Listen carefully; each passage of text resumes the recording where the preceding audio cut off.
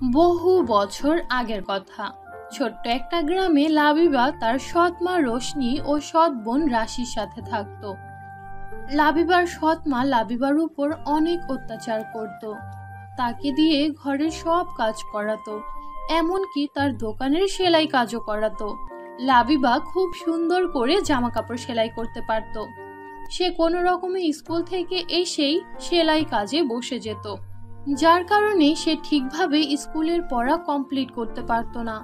রাত জেগে পড়ার কারণে তার শরীর দিন দিন খারাপ হয়ে যেতে থাকে। একদিন লাবিবা তার সৎমাকে বলে, মা, আমাকে স্কুলেও যেতে হয়, আবার ঘরের কাজও করতে হয়, আবার এখানে এসে সেলাইও করতে হয়। তার উপর আমি রাত জেগে পড়ার কারণে আমার শরীরটাও খারাপ করছে। তুমি কি সপ্তাহে অন্তত একদিন আমাকে ছুটি দিতে পারবে? সপ্তাহে একদিন ছুটি পেলে আমি ওই একদিনেই আমার বাকি 7 দিনের পড়া কমপ্লিট করে রাখবো। ওই একদিন না হয় রাশিকে বলো দোকানে বসতে। কি? আমার মেয়ে দোকানে বসবে? কোনোদিনও না। তুই থাকতে আমার মেয়ে এত কষ্ট কেন করবে? তোর মা তো অনেকদিন আগেই মারা গেছে, তার উপর তোর বাবাও আমার কাঁধের উপর তোকে ফেলে রেখে গেছে। এখন যে আমি তোকে ফ্রিতে খাবার খাওয়াচ্ছি, এটাই তো অনেক। এখন আবার ছুটিও চাইছিস? এত ছুটি লাগলে তুই বরং আমার ঘর থেকে বের হয়ে যা, তাহলে একেবারে সারা জীবনের মতো ছুটি পেয়ে যাবি। এখন সর আমার চোখের সামনে থেকে। এইভাবেই লাবিবার সৎ মা সব সময় লাবিবার উপর অত্যাচার করত। লাবিবার যাওয়ার মতো কোনো জায়গা ছিল না, তাই সে সব অত্যাচার মুখ বুজে সহ্য করত। একদিন লাবিবার সৎ মা লাবিবাকে শহরে পাঠায় কিছু সুতা কিনে আনার জন্য। লাবিবা যখন সুতা কিনে বাড়ি ফিরছিল, তখন সে রাস্তার মাঝে ছোট্ট একটা পরীর বাচ্চাকে দেখতে পায়। পরীর বাচ্চাটি ভীষণভাবে আহত ছিল। এ কি, এইখানে এইভাবে এই পরীর বাচ্চাটা পড়ে আছে কেন? আমি ওকে আমার সাথে করে নিয়ে যাই, তারপর দেখি ওর কি হয়েছে। লাবিবা পরীর বাচ্চাটাকে তার বাড়িতে নিয়ে যায়। তারপর তার ক্ষত স্থানে মলম লাগিয়ে দেয় আর তাকে অনেক যত্ন করে সুস্থ করে তোলে। কিছুক্ষণ পর পরীর বাচ্চাটার জ্ঞান ফিরে আসে। এ কি, আমি এখানে কেন? এটা কোন জায়গা? আর তুমি কে? আমার মা কোথায়?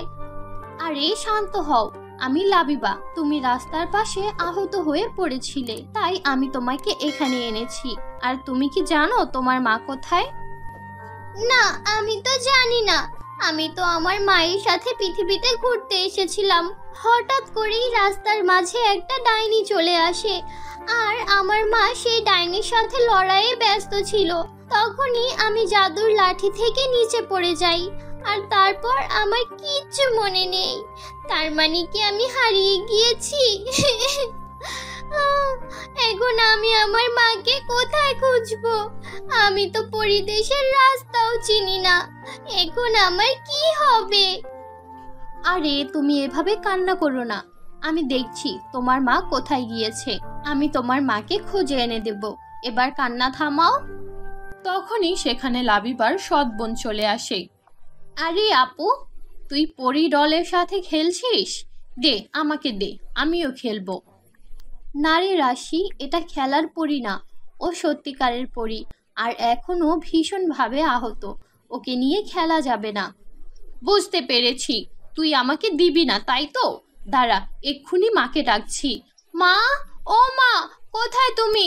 দেখো, লাবিবা আমাকে পরিপুতুল দিচ্ছে না। তখনই সেখানে লাবিবার সৎ মা চলে আসে। কি রে, তুই ওকে কি দিচ্ছিস না?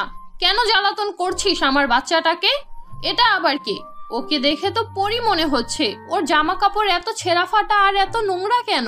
ও তো নিশ্চয়ই পরিদেশের ভিখারি। তুই ওকে কেন আমার বাড়িতে এনেছিস? যা, ওকে এক্ষুনি রাস্তায় ফেলে দিয়ে আয়। না মা, ওকে এখন রাস্তায় ফেলে দিয়ে আসতে পারবো না। ও অনেক আহত। ও একটু সুস্থ হলে আমি ওকে ওর মার কাছে দিয়ে আসবো। দয়া করে ওকে আর কয়টা দিন আমার সাথে থাকতে দাও। পারবো না, তুই ওকে এক্ষুনি বাইরে ফেলে দিয়ে আয়, তা না হলে আমি তোকেই বাইরে ফেলে দিয়ে আসবো। ব্যাস মা, অনেক হয়েছে। আমি তোমার অনেক অত্যাচার সহ্য করেছি। তোমাকে আর কষ্ট করে আমাকে বাইরে ফেলতে হবে না।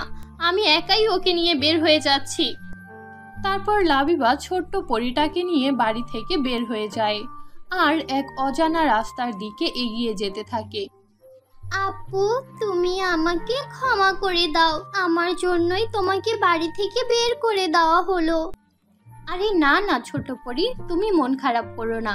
আমার সৎ মাটা এইরকমই, সে সব সময় আমার উপর এইভাবেই অত্যাচার করে। কিন্তু আপু, তোমাকে একটা অনুরোধ করি, তুমি আমাকে একা ফেলে কোথাও যেও না, তাহলে আমি মরেই যাব। আমি তো এই পৃথিবীর কিছুই চিনি না, বলো। আরে ছোট্ট পরি, তুমি এত চিন্তা করো না, আমি তোমাকে একা রেখে কোথাও যাব না। চলো এখন আমরা জঙ্গলে যাব, আর সেখানে গিয়েই ছোট্ট একটা ঘর বানিয়ে আমরা সেখানে থাকতে শুরু করব, ঠিক আছে? তারপর লাবিবা ছোট্ট পরিটাকে নিয়ে জঙ্গলে যায়, আর সেখানে গিয়েই ছোট্ট একটা ঘর বানায়, আর সেই ঘরেই তারা থাকতে শুরু করে। ছোট পরি, তোমার তো নিশ্চয়ই অনেক ক্ষুধা লেগেছে।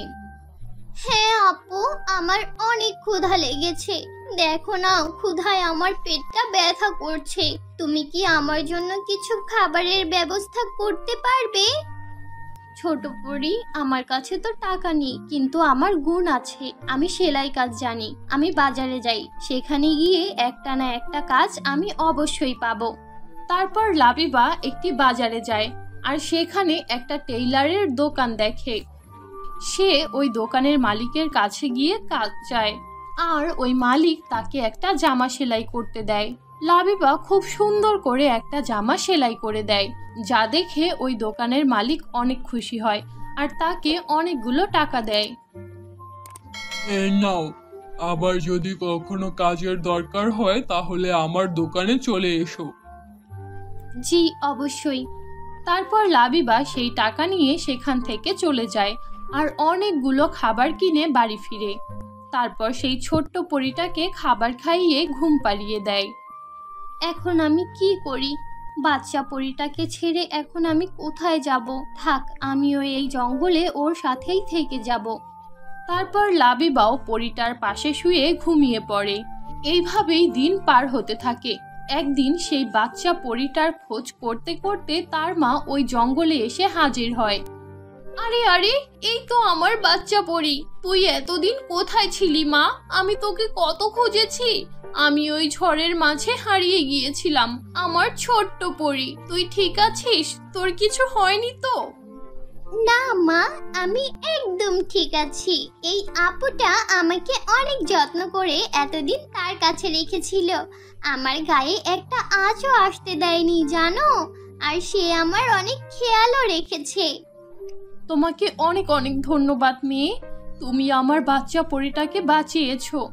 কিন্তু আমাদের পরিদেশে ফিরে যাওয়ার সময় হয়ে গিয়েছে। তবে আমি যাওয়ার আগে তোমাকে একটা ছোট্ট উপহার দিয়ে যেতে চাই। তোমার এই কুঁড়ে ঘরটাকে আমি জাদুর সোনার ঘর বানিয়ে দিলাম, এই নাও। এই বলে সেই পরী কুঁড়ে ঘরটাকে একটা সোনার ঘর বানিয়ে দিল। তুমি একদম মন খারাপ করো না আপু, তোমার যখন প্রয়োজন হবে তখনই আমি এখানে চলে আসব। আচ্ছা মেয়ে, শোনো, এটা কোনো সাধারণ ঘর না, এটা একটা জাদুর ঘর। এই ঘরের কাছে তুমি যখন যা চাইবে ও তোমাকে তখন তাই দেবে। তুমি তোমার প্রয়োজন মতো প্রয়োজনীয় জিনিস চেয়ে নিও, কেমন? আপনাকে অনেক ধন্যবাদ পরী। তারপর পরীমা তার ছোট্ট বাচ্চাটাকে নিয়ে সেখান থেকে গায়েব হয়ে যায়। তারপর থেকে লাবিবা সেই জাদুর ঘরে আনন্দের সাথে বসবাস করতে থাকে। কিন্তু একা একা লাবিবার ওই ঘরে থাকতে খুব কষ্ট হচ্ছিল। অন্যদিকে ছোট্ট পরীটাও লাবিবার জন্য খুব মন খারাপ করছিল। বাচ্চা পরীটার মন খারাপ দেখে পরীটার মা বাচ্চা পরীটাকে নিয়ে পৃথিবীতে লাবিবার কাছে চলে আসে আর বলে, লাবিবা, আমার বাচ্চা মেয়েটা তোমাকে অনেক মিস করছিল। ও তোমাকে খুব ভালোবাসে। দেখো, তোমাকে ছাড়া থাকতেই পারছে না, তাই ওকে আমি তোমার কাছে নিয়ে আসলাম। আমি সিদ্ধান্ত নিয়েছি এখন থেকে আমরা পৃথিবীতেই থাকবো আর তোমার সাথেই থাকবো। আপনি সত্যি বলছেন পরীমা? তাহলে তো খুব ভালো হয়। তারপর থেকে লাবিবা সেই পরী ও তার মায়ের সাথে সুখে শান্তিতে জীবন কাটাতে থাকে।